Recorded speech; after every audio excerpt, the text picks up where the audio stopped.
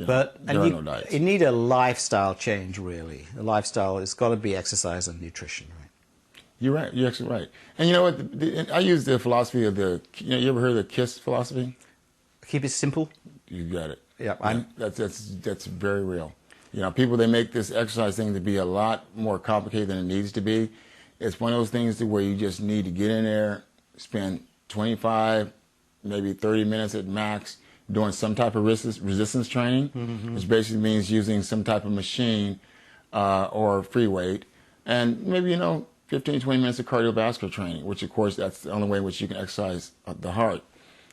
From that, you will get results. And then be very conscious to what we put into our body, how much we put into our bodies, because we must understand it. In our culture, we have a tendency to overeat.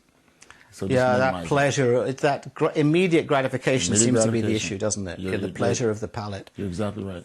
Some people feel, too, that they're so afraid that tomorrow will hold nothing for them. It's like, eat, drink, and be merry, because tomorrow we die. Yeah. A fitness club can bring out these things, and perhaps some of Miyoko's branches in Asia and Africa, if they happen, with a little bit of support from me and mine, can move in that direction. If you're going to talk about a lifestyle change, that's what the importance of having a club, isn't it? A family. It's like a new family, a fit family.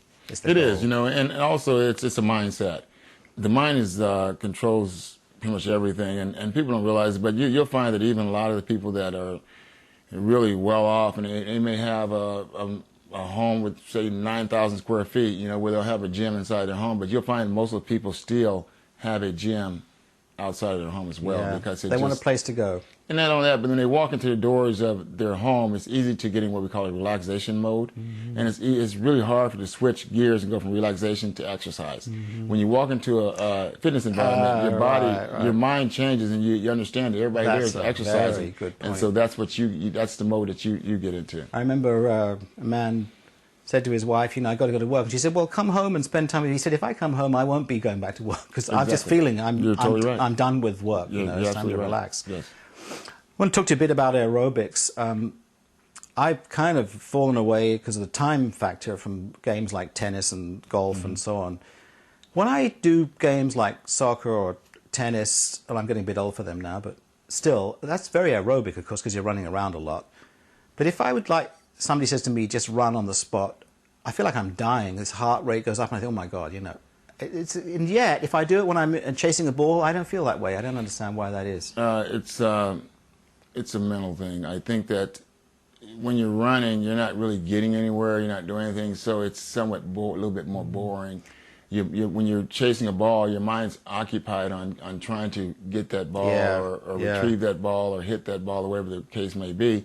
So that's the reason why. It's just a matter of boredom. It's basically, that's all it is. I think that the world of fitness, now switching to the marketing, is one that is huge from the point of view of merchandise. If we can find a way to attract people to the gym and give them little tokens and coupons and signs of progress, we can really improve public health and business too. And that seems to be one of the keys, I want to talk to you a little bit about orphanages. Now, orphans, get a bad rap, not for themselves, but in terms of people feel sorry for them, and they say they don't have this, that, and the other, But I don't see it myself. I just think that they're people needing, like everybody else, they need a family, and we can have an extended family just through the internet these days. And I'm working with orphanage directors in India, for example.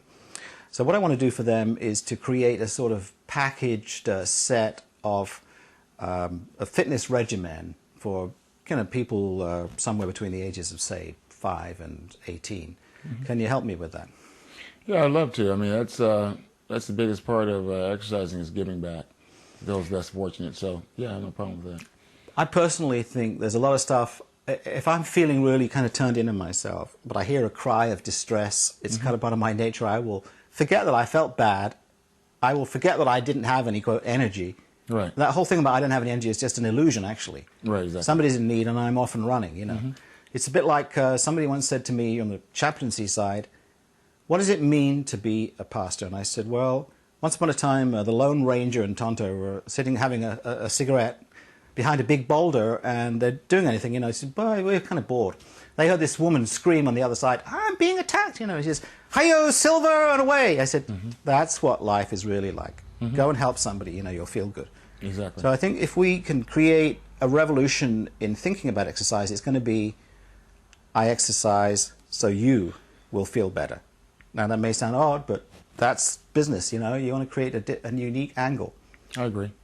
So next time you're in town, you know, we can start to create some programs that would not only be a straightforward exposition of do this, do this, do this, do this, but some games, you know, fill in the blanks. And last thing I want to say, Wayne, is this. My field of study, philosophy of art and so on, is pretty arcane and abstruse, but there is one good thing that comes out of it. It's our theory in aesthetics that if you see a work of art, it is struggling to express an ideal. Yes. Like say, oh my God, I didn't see that those clouds were so beautiful until I saw the painter did this or the photographer, you know. Exactly. I believe that you are trying to hold for me a picture of my ideal form as a man, as a vessel of God's Spirit in a body, you know. And I got the actual and you got the ideal, and you're holding it as my trainer. And the whole world is at the feet of the man who can deliver the ideal.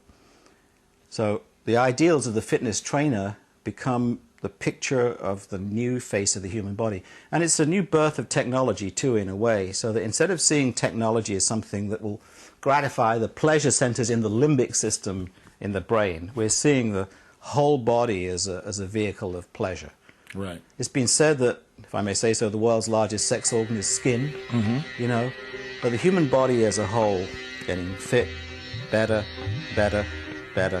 This is our joy, and this has been Wayne Johnston, Richard Kirby. Thank you very much.